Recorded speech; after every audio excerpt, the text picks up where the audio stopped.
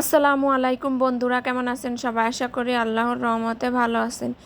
আলহামদুলিল্লাহ, আমরাও আল্লাহর রহমতে ভালো আছি। নতুন আর একটা ভিডিওতে আপনাদেরকে স্বাগত জানাই। আমি সুমাইয়া বলছি, খুলনা থেকে, বাংলাদেশি ব্লগার। দিন থেকে তো প্রচুর গরমের কথা আর কি বলবো। তো গরম তো আছেই, তার মধ্যে হচ্ছে কদিন থেকে কারেন্ট যাচ্ছে প্রচুর পরিমাণে। কারেন্টে তো জ্বালাচ্ছে অসম্ভব পরিমাণে। কালকে সারা রাত কারেন্ট ছিল না, আর কারেন্ট না থাকার কারণে কালকে সারা রাতই জেগে থাকা লাগিছে। তো কারেন্ট না থাকলে এক তো গরমে কারেন্ট থাকলেই তাই ফ্যানের বাতাসে তাই প্রবলেম হয়, এত গরম। তার মধ্যে যদি যায় কারেন্ট, তাহলে অবস্থা কি হয় একবার ভেবে দেখুন। তো সারা রাতই কাল ঘুমাতে পারিনি। আবার এদিক থেকে সকাল সকালে আবার ঘুম থেকে উঠে গেছি।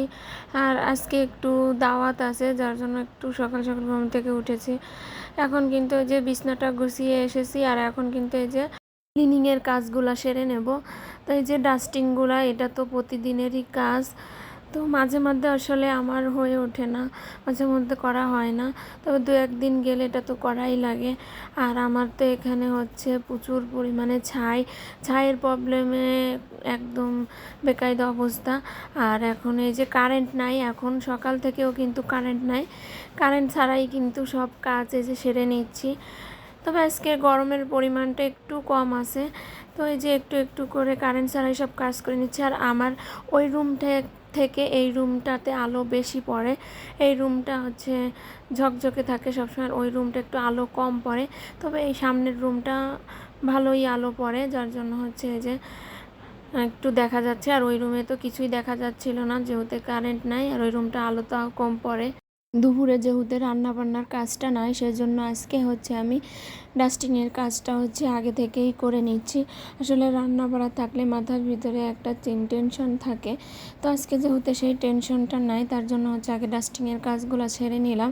আর এখন কিন্তু রান্নাঘরে চলে আসছি, রান্নাঘর ক্লিন করতে। আর এখানে আমি কিন্তু চুলাটা পরিষ্কার করে নিচ্ছি।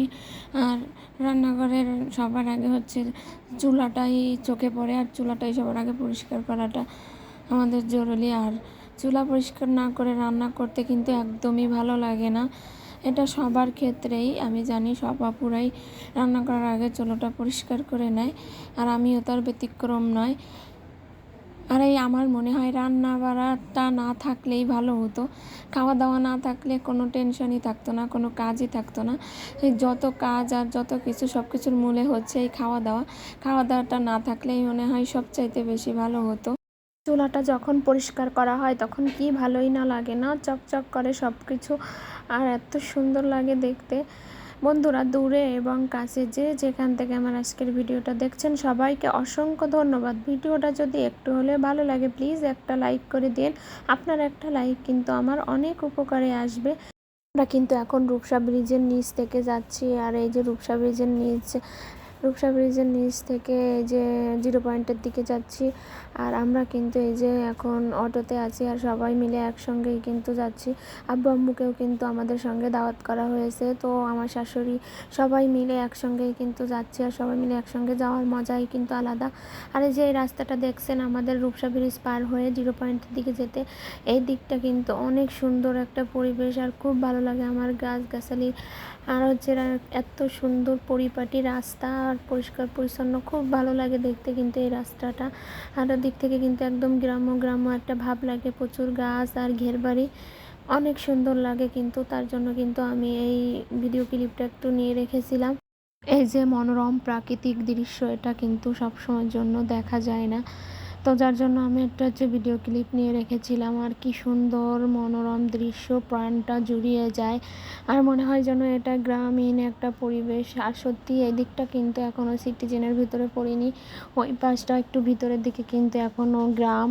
আর এই গ্রামের এই সুন্দর পরিবেশ দেখলে কিন্তু আসলে মনটা অসম্ভব ভালো লাগে। আর আমরা কিন্তু আজকে যাচ্ছি, আমার ননদের বাসায় দাওয়াত আছে। আমার ছোট ননদ কিন্তু আজকে আমাদেরকে দাওয়াত দিয়েছে।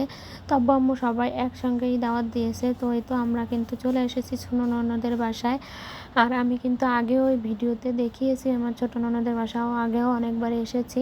আর আমার এই ছোট ননদের বাসা মাশাআল্লাহ, এরা কিন্তু আল্লাহ দিলে অনেক ভালো অবস্থানে আছে। আর এখানে কিন্তু ওদের এই যে দুটো ফ্ল্যাটই তিনতলা, ওপাশে তিনতলা, এপাশের ফ্ল্যাটও তিনতলা। আর আমরা কিন্তু আসার সঙ্গে সঙ্গে আপু কিন্তু আমাদেরকে এখানে লেবুর শরবত দিয়ে দিয়েছে। আর সাথে সাথে কিন্তু হচ্ছে আপু আমাদের জন্য কেক বানিয়ে রেখেছিল। আপু কিন্তু খুব সুন্দর কেক বানাতে পারে। আর এখানে আমাদের জন্য কেক বানিয়ে রেখেছিল, সঙ্গে মিষ্টি সিমাই বাস যার কি হালকা নাস্তা সব কিছু কিন্তু আপু এখানে দিয়ে দিয়েছে। তা আমি অল্প অল্প করে একটু ভিডিও নিচ্ছিলাম। আর আমি যখন একটু ভিডিও নিচ্ছিলাম, একটা মজার কথা হচ্ছে, আমি যখন বললাম আপু আমি একটু ভিডিও করি, তখন আপু বলতেছিল এই আগে কেউ খেও না, আগে ও ভিডিও করে নিক। আর আমি হাসতেছিলাম, আসলে আপু এমনভাবে বলেছিল। এখানে এই যে দুষ্টুমি করতে কিন্তু আমার বাবা কিন্তু একটা দুর্ঘটনা ঘটিয়ে ফেলতেছিল। এই যে এখানে কাচের পরে থাবা দিয়ে কিন্তু কাচ ভেঙে ফেলেছে, আপুর ওয়াল শোকেসের কাচটা ভেঙে ফেলেছে। তা আসলে অনেক খারাপ লাগতেছিল। আর বাচ্চা মানুষ আসলে দুষ্টুমি করতে করতে করে ফেলেছে, কিছু করার নেই। তবে যে কোনো বড় একটা দুর্ঘটনা ঘটে যেতে পারতো, যে আল্লাহ রহমত করেছে খুব অল্পের মধ্যেতে গিয়েছে। তো এই যে কাচটা ভেঙে গিয়েছে, আপু নামিয়ে রেখেছে। আর এদিকে কিন্তু আমার বাবাটার অল্প একটু হাত কেটে গিয়েছে, খুব বেশি না, একটুখানি ছেলে গিয়েছে। আমি তাই ভাবতেছিলাম, আপুও বলতেছিল যে অনেক বড় একটা দুর্ঘটনা আজকে ঘটে যেতে পারতো, আল্লাহ অল্প থেকে রহমত করেছে। তো এই তো এখন কিন্তু এই যে আপু দুপুরের খাবার দাবার দিয়ে দিয়েছে আমাদেরকে, মাশাআল্লাহ অনেক আয়োজন করেছে, আলহামদুলিল্লাহ। আসলে সব অবস্থায় সবসময় শুকরিয়া করতে হয়। আর এত বড় একটা দুর্ঘটনা ঘটে গিয়েছে, আপু কিন্তু একদমই টু শব্দ করেনি, আপু কিন্তু একদমই কিচ্ছু বলেনি। আসলে আমার ননদরা কিন্তু আসলে অনেক ভালো মনের মানুষ। তো আসলে অনেকে কিন্তু বড়লোক, অনেক অনেক হিংসা থাকে মনের ভিতরে, আপুরা কিন্তু অনেক বড়লোক, সেই হিসেবে আপুদের মনে কোনো হিংসা নেই।